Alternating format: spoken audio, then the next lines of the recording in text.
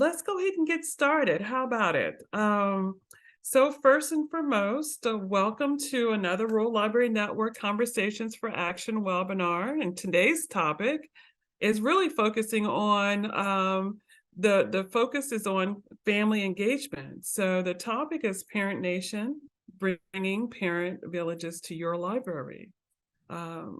My name is Regina Washington, Director of Rural Impact Networks and Managing Director of Rural Library Networks, and I'll be your moderator today.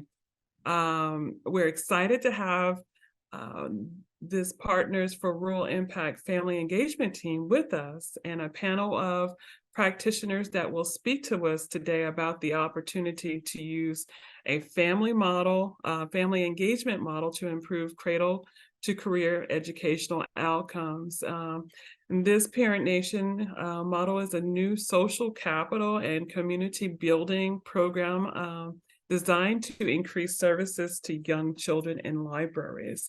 And also, as we know, that libraries are in a unique position to partner with families, educators, and the community as a whole to support children's learning and development. And we're so excited about this webinar because as we talk about family engagement, we also are talking about the developing aspects of knowledge and attitudes and values and behaviors that allow children to be enthusiastic and motivated and successful in life. Today's speakers are going to be Sue Christian, who is a family trainer, coordinator for Partners for Rural Impact. She's made her life's work to provide support and opportunities for families of Owsley County in Kentucky. Throughout her career, she has used data and the lessons she's learned to develop relevant and worthwhile programming for families in her communities. And we also have Jenny Hobson. She has spent her career in direct service to students and families, and she now provides support to rural schools and communities in applying the lessons she has learned in family engagement as an associate director for family partnerships at Partners for Rural Impact. We're so delighted to have them today. And before I hand off, I just wanted to say, please share your name in the chat where you're joining us from. And one fun fact about you. One fun fact about me, I'm doing well, and I'm actually joining the webinar from Lexington, Kentucky. And one fun fact about me is that I got married in July, actually, so July 15th. So really excited about that and some new opportunities. But we're looking forward to having this webinar with you all today, and then also looking at other months to come, and we'll have other announcements at the end of this particular webinar after all the speakers. But welcome to the show, Sue and Jenny. Take it away. Thanks so much. We are so excited to be here with you today to talk about Parent Nation and Parent Villages. And we have some folks with us that have gone through their very own Parent Village that are going to be able to share some wisdom. First off, Sue is going to introduce us to some folks who've gone through Parent Village in Owsley County, Kentucky. And so if you'll advance the screen to the video slide.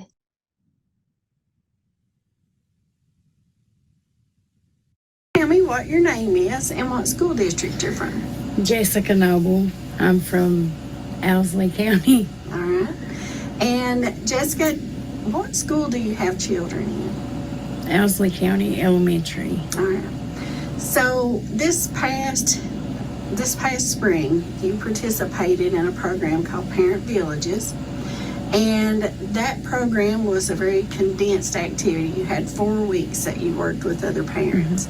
And so some of the things that we would like to know information about, like how do you feel that program helped you as a parent? What's something particular? Well, it helped me see viewpoints of other parents and maybe other opinions that I might not have had that they have. All right. So what are some of the activities, if you can recall some of them, what are some of the activities that you think helped you to see things that that could help you further down the road as a parent? Well, one that I really liked was, what do you want to change and how can you change it? It makes you think about maybe a problem you're having, or maybe not so much a problem, but how you would like to see it change. And do you feel like being in this program that you have more people who could support you, as far as like your social capital circle is bigger? Like you're not doing everything alone, that there's people that can help you? Yeah, it definitely shows you the people around you that have similar experience that you might need advice from, that you maybe could help with some advice from yourself. All right. Well, that was good information, Jessica, and thank you for your time today. Thank you. So, what is your name and what district do you live in? Samantha McIntosh in Elsie County. All right. And where do you have children going to school at? Elsie County Elementary. Okay. All right. So you recently participated in a program, a pilot called Parent Villages, and we're interested in finding out how it impacted you and your parenting. You know, what are some of the pieces of the program that stood out the most to you, that you actually kind of maybe adopted or didn't see it that way? So what are some of the things that stood out to you about the program? There was multiple activities, but I like the strengths. When we asked questions and then everybody gave their answer, and it was actually different to see other people's opinions. And then wanting to have a part for the kids, like what could we do? But as one parent you can't do anything. You need multiple. So I like that activity a lot too. You know, what kind of stood out to you when we did the values activity? Well, everybody's was different, and some people would put things like I wouldn't even like classify as my main top values, but they would. Like peace, I never would have thought like that's needed on there, but it really is. Especially as a parent, you need that peace of mind. But family was my first.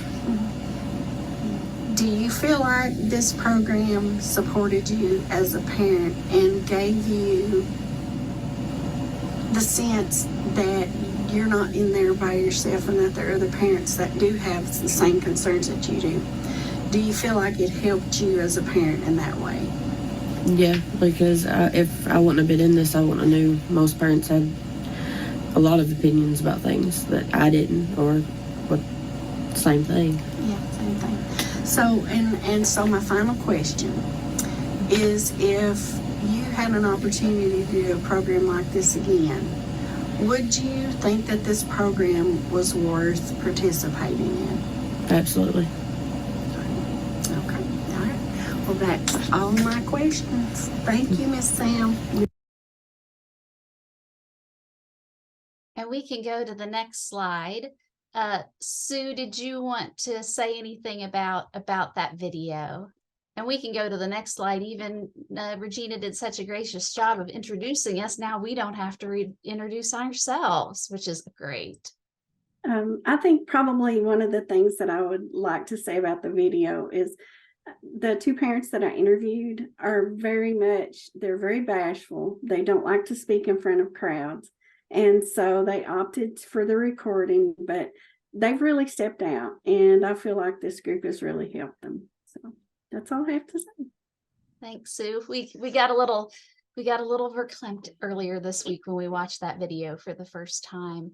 And so thank you to Sue for collecting that. And I think two things stood out to me that last parent said. She said, if you're just one parent, you can't do anything. You need multiple.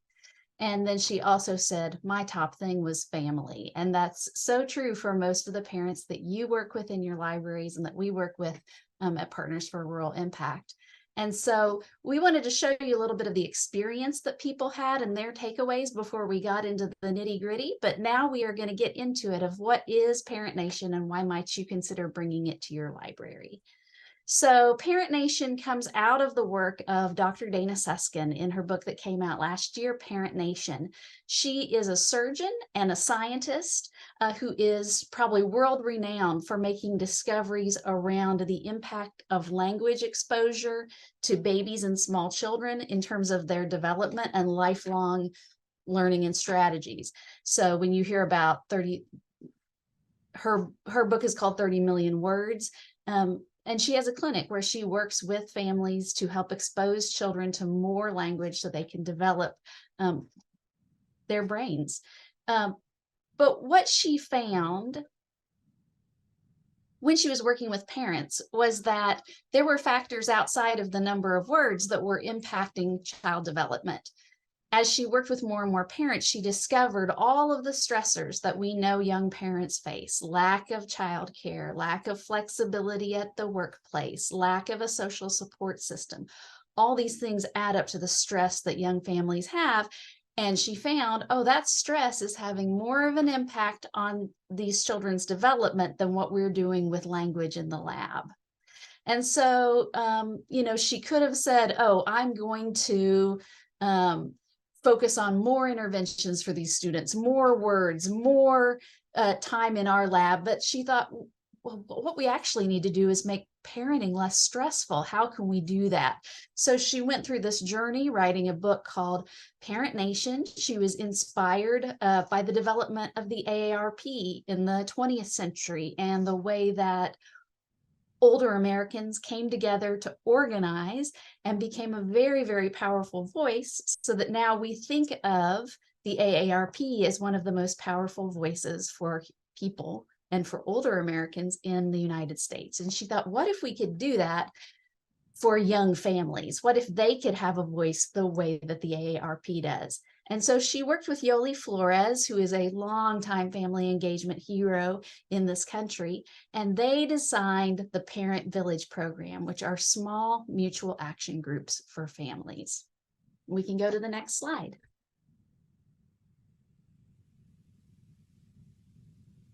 So I want to make sure that you have access to the free national curriculum for Parent Village. You can either do that QR code, or I've pasted the link in the chat. It'll take you to all of the materials. Let's see. Sue says she can't see the screen. Is anybody else? Can people see the slides? Yes, I can see them. I can see it, Jenny. Okay. So Sue, maybe you might need to switch screens, or maybe close, minimize and maximize. I'm not sure. But you can click on this link and you can get the free materials. And the way that Dr. Susskind and Dr. Flores designed this, they designed it so that anybody could print out the packet of materials, go into a community, and start a Parent Village. So you now have access to that curriculum by clicking on that link. And we can go to the next screen.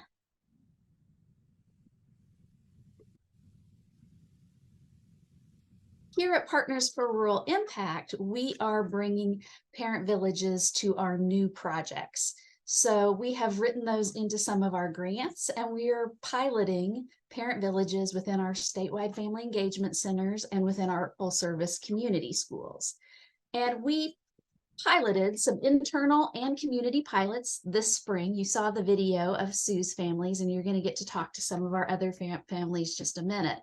The great thing about the Parent Village curriculum is that you are free to adapt it in any way that works for your community, as long as it stays faithful to that goal of empowering parents, decreasing their stress, and giving them chances to meet together and get to know one another. And so we have made some significant changes to the curriculum for our rural communities. For example, the national curriculum you'll find is very focused on that very early childhood. And we knew that in our small communities, and probably true for your rural libraries as well, we would not be able to bring together a good-sized group of just parents of babies. We needed to expand it to parents of all age children. So that's one of the adaptations we made among some others. And we're getting ready to roll out that curriculum adaptation, and we'll be glad to share that with you in the future once it's ready to go. We can go to the next slide.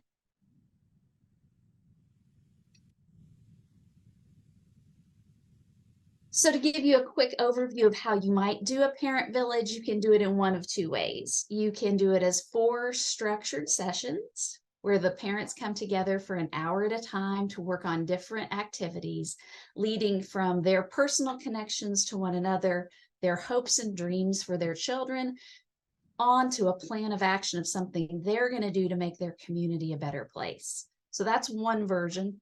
Or you can pull individual activities out of the curriculum to add them to existing programming.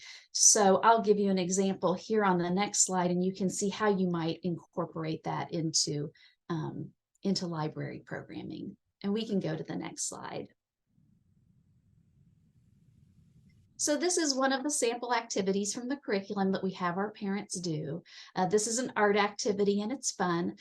We asked them, what if we woke up one morning and our community was exactly what it should be to be the best place to raise children? Our problems are gone and all the resources we need are here. And so the parents work together to create a map of everything that they would like to see in their community. Part of Parent Villages is encouraging families and parents to dream big. We know a lot of what we face as parents, right, is, oh, that's not going to work. Oh, I can't have that. Oh, this is a constriction. Well, first we're asking them in Parent Villages to begin that act of dreaming big. What do we want for our community? And you could bring this in as a solo mini activity into a library session. I can foresee that you could have the materials ready at, say, family movie night, and you could have opportunities for families to work on that activity while their kids were watching the movie. Or you might say, well, we're going to do a group art activity at the end of story time on Friday, and we're going to make this community map, and the parents and the children will work together. And Jenny, I've plugged a question into the chat, just kind of to get an idea of, as librarians, what are some of the things that they do now to offer to parents? And so if they want to answer that question, we'd appreciate. Yeah, thank you so much. And we can go to the next slide. Just to give you an example of another activity within the curriculum, at the end, we do action planning. We take those maps that we made, we take those big dreams, and we ask the parents, well, what do you want to do? What's a small thing that we can do to make change in our community? And you can go to the next slide.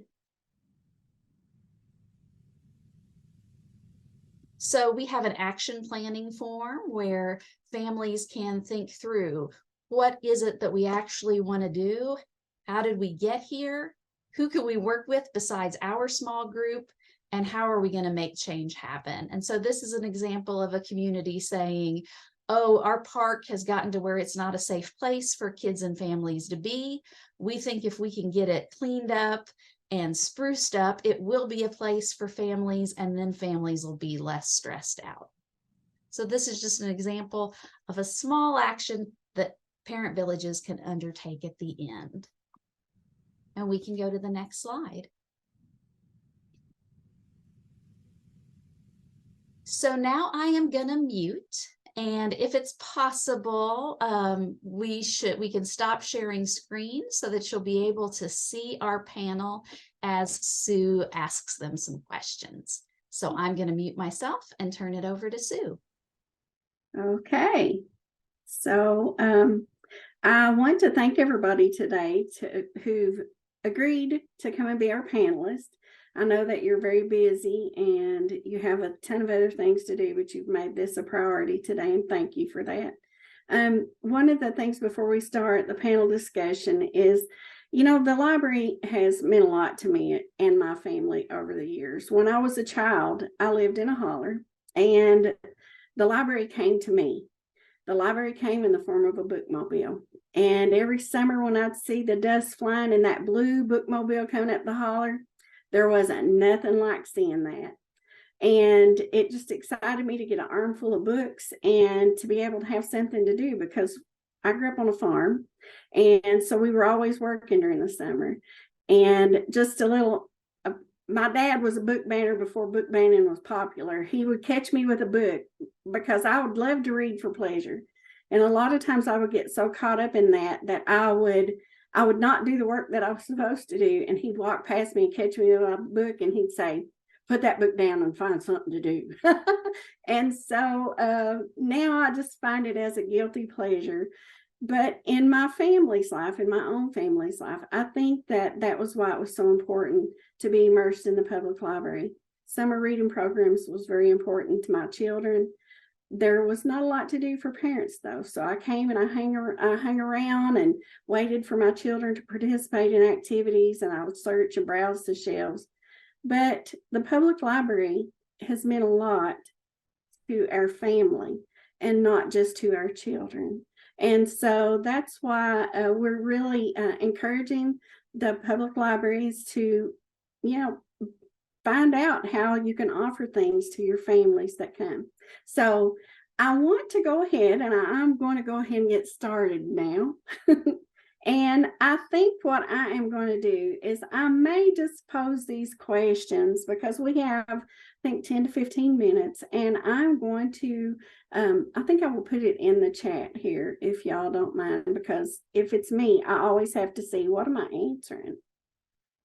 So I'm going to put this here in this box, and I am going to see which one of our panelists would like to start. What I want you to do is I would like for you to introduce yourself. Who are you, and who's your family, and what led you to join a group like this? And our panelists today are Missy, Pam, and Samantha. So I'm going to go ahead and let y'all get started. I'll come off mute and go first. My name is Pamela Herford. I live in Prestonsburg, Kentucky, and I work with Partners for Rural Impact. My family is small as far as my immediate family. I have 2 grown daughters who have 2 young daughters. And actually, my granddaughter and my oldest daughter are living with me at this time.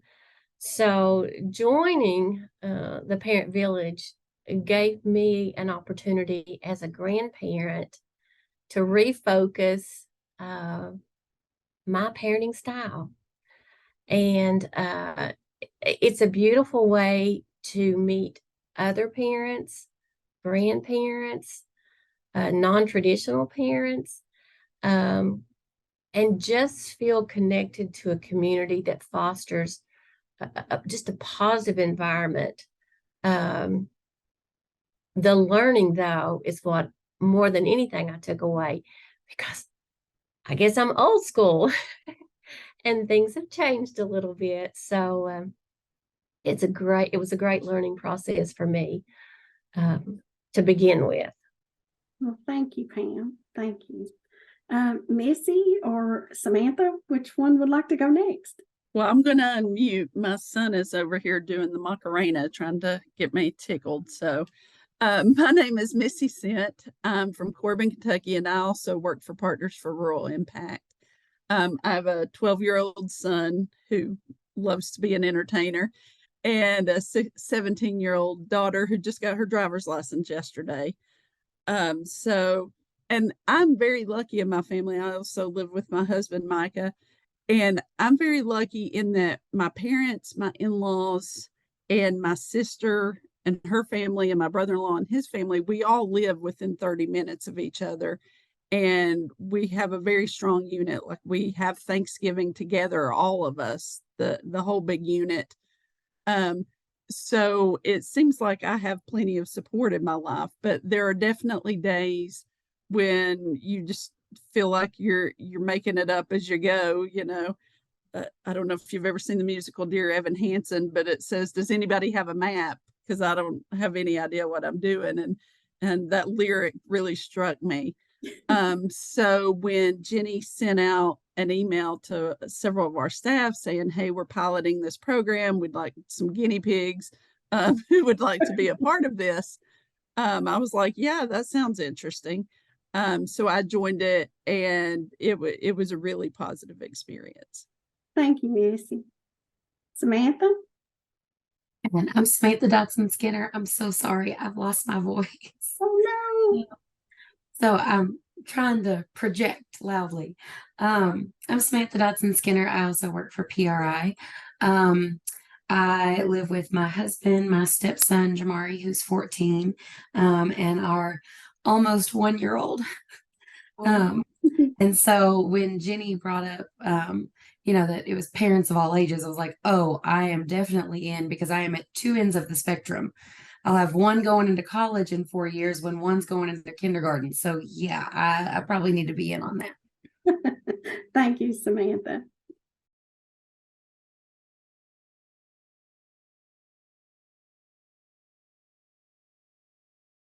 As you can see, everybody took a different kind of mindset to how they approached it. Some of us as seasoned parents, and then some who have just like an abundance of just big spans of ages in their children. And some of us who have a very big, large family who are usually very helpful.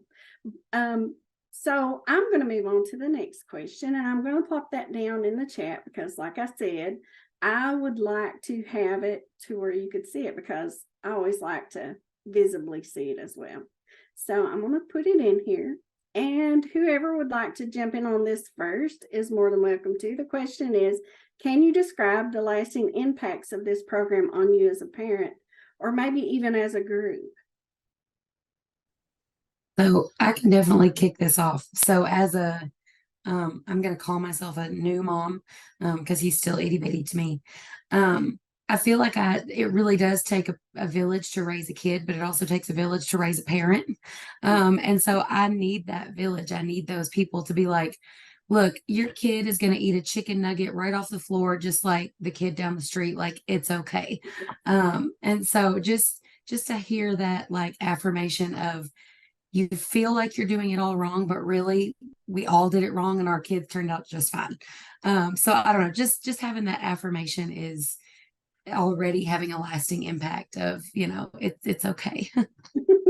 That's true, Samantha. I know we see our kids do shocking things sometimes. We're like, oh my gosh, I've messed up. But you're right, it is. We all feel guilt and stuff whenever our children are being raised. Who would like to go next?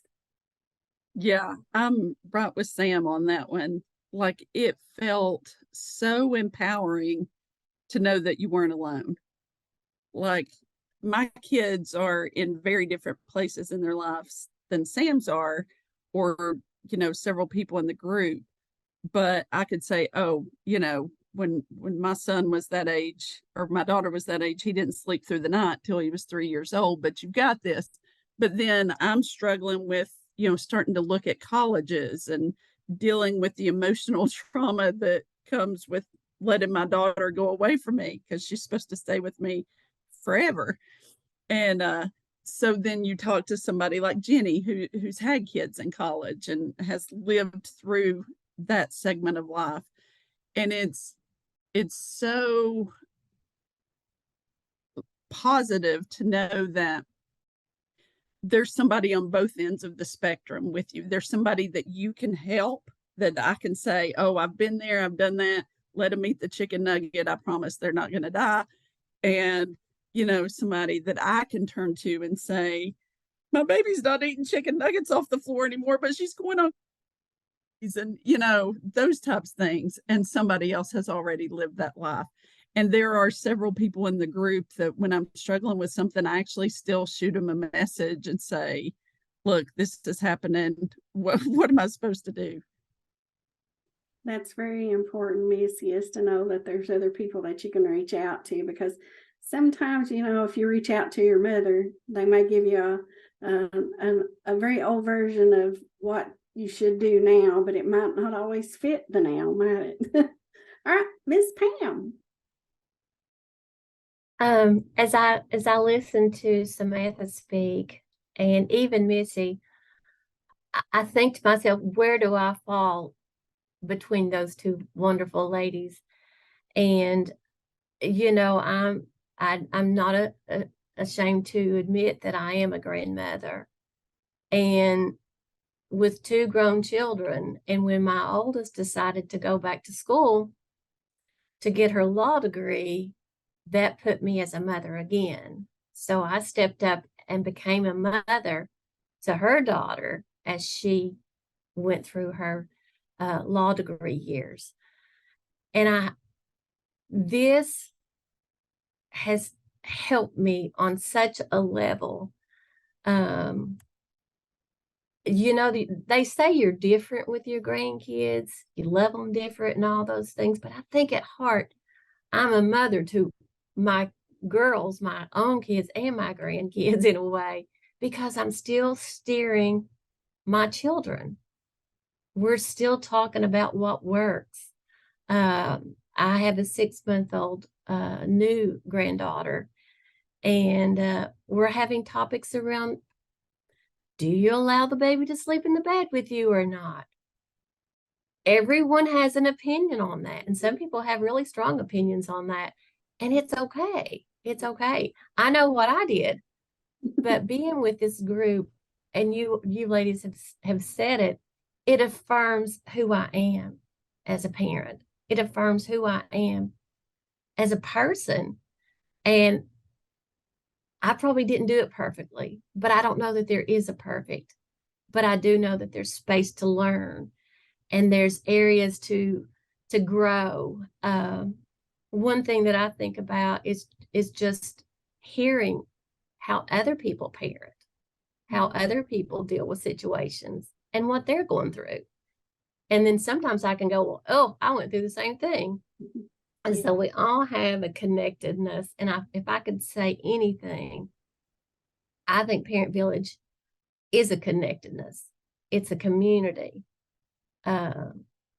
We're lifting up, we're parents from the day kids are born. And through Partners for Rural Impact, we always focus on that, and we lift up parents as a child's first teacher. And we really are. And any of you even on here today can think about, if you've got children or even supporting kids in a community, you take on that parenting role. Somehow, some way, we take on that parenting role. And we have to acknowledge each other as those kids' caregiver and parent, and respect that people are doing the best that they can do in that situation. And we've all got room to grow, and all got room to learn. And I think that that's so important, to be with people who accept you, and accept your parenting style, no matter what it is. And I think that we didn't really talk about the normal. I forget what it was exactly, but there was some guidance that, that there would be no judgment, and that what we said in there stayed in there. And so we set those normal guidance for these meetings. So that's a comforting area for people. And you're right, Pam. Everybody raises children differently. And my opinion is if you love them and you're taking care of them, then it may look a little different than me, but the two priorities is already met there, right? All right, so we're at our final question, and thank you so much, Pam. So the final question is, and I'm plugging it here in the chat. So it asks, how might you use this type of programming with families that you work with? Or if you work, I'm going to add this, in an organization, how might this, let me see, how might this guide your work? If I could spell, we might get this in here. All right. Okay, there you go. And I will let whoever wants to volunteer go first. All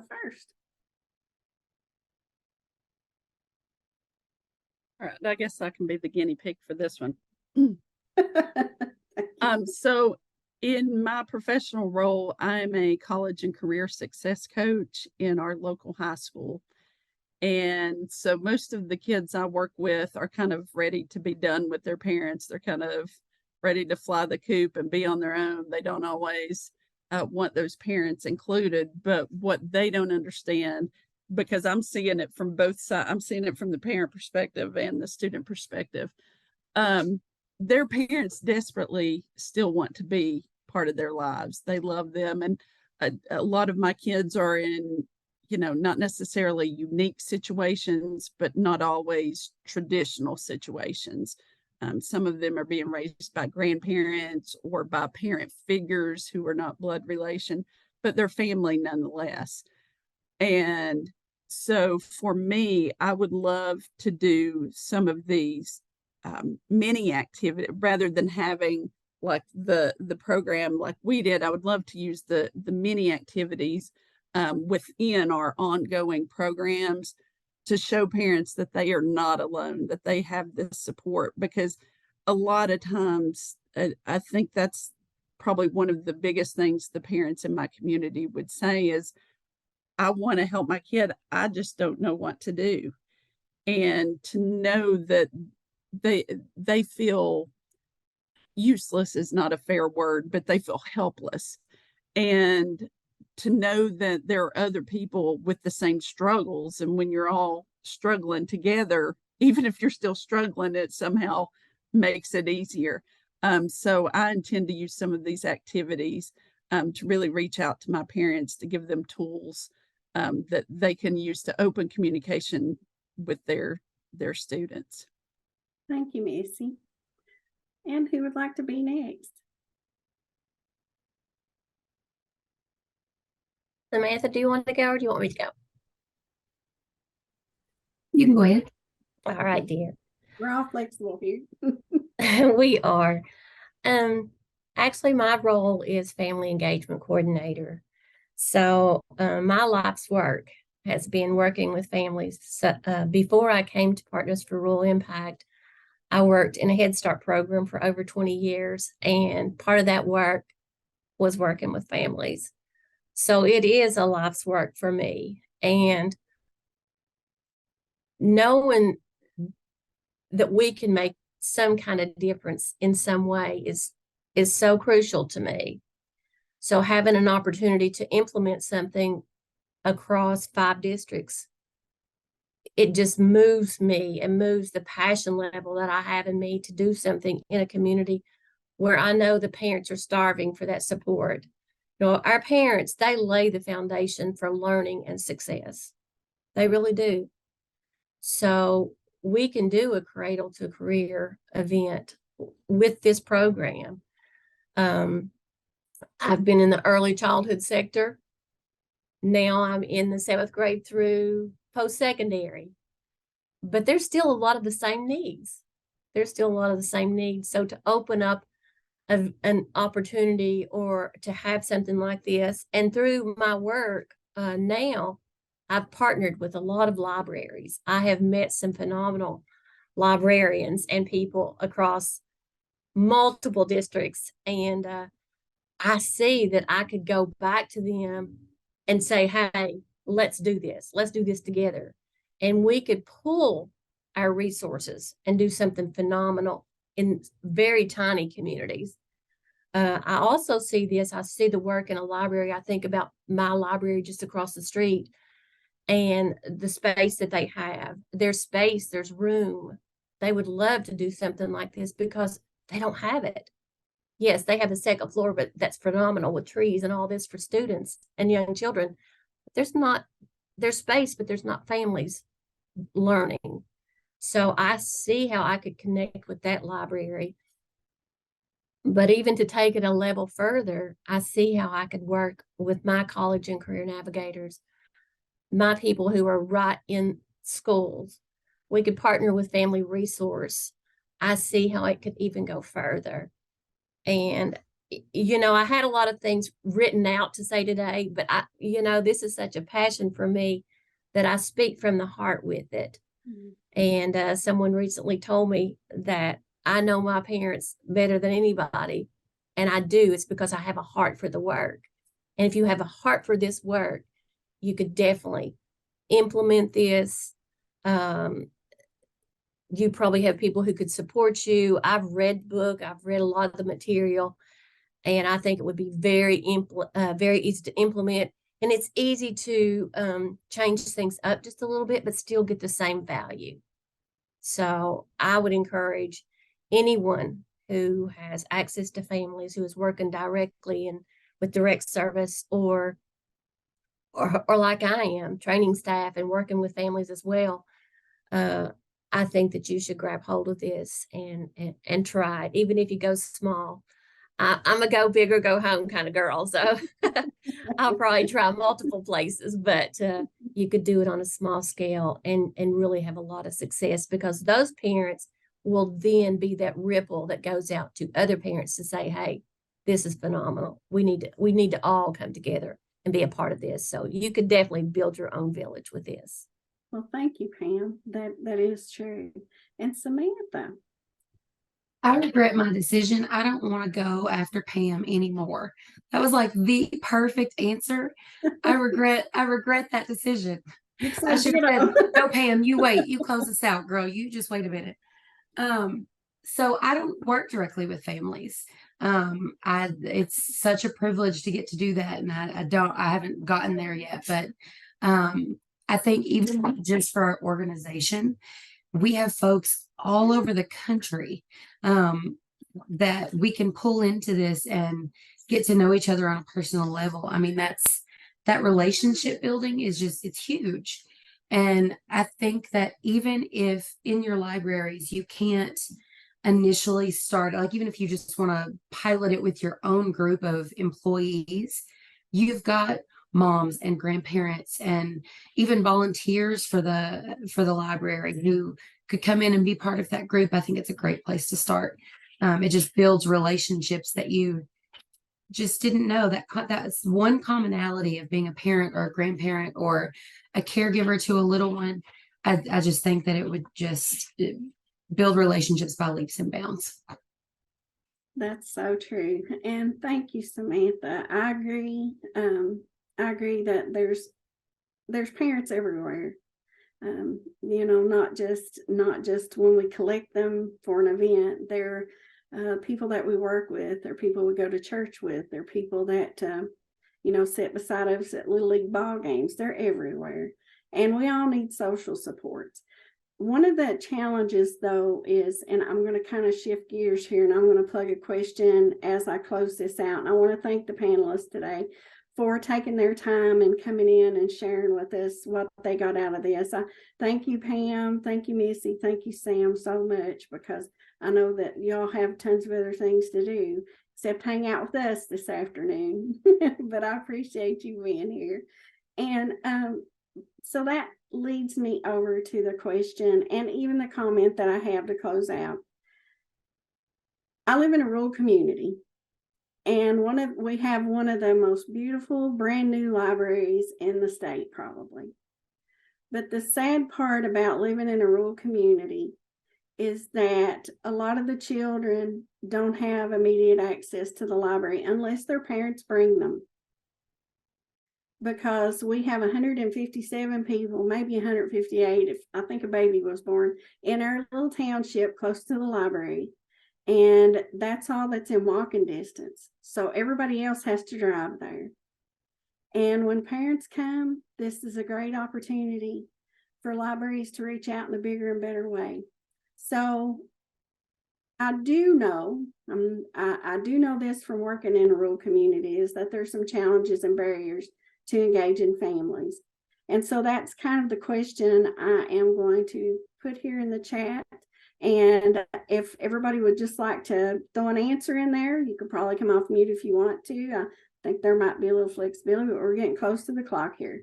So I'm going to go ahead and do this. And thank you all for listening in on the panel. Jenny, back to you.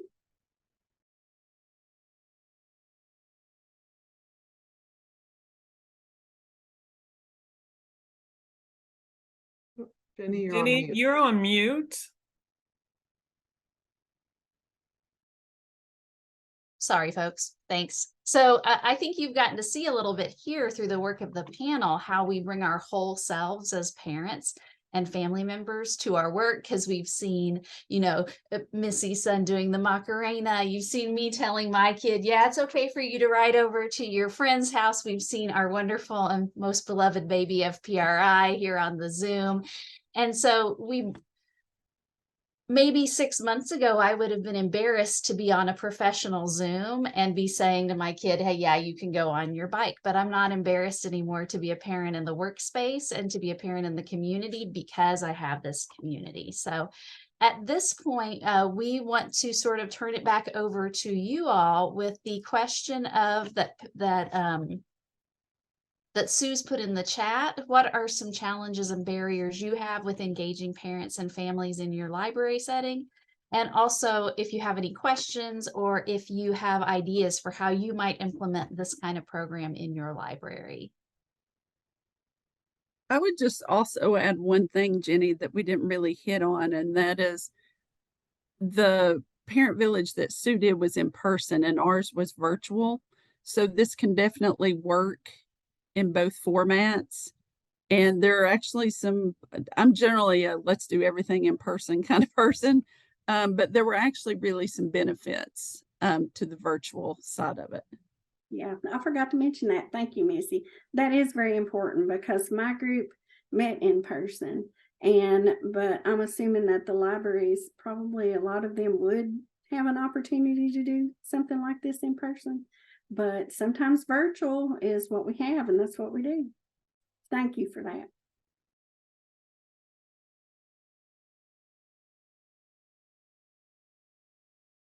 So any comments or questions from you all, from the librarians who have joined us today? And if not, then I'm going to turn it back over to Regina to close us out. So please come off mute and say a word before we get into the announcements. What are your thoughts? Maybe even sharing something that you use now currently for family engagements?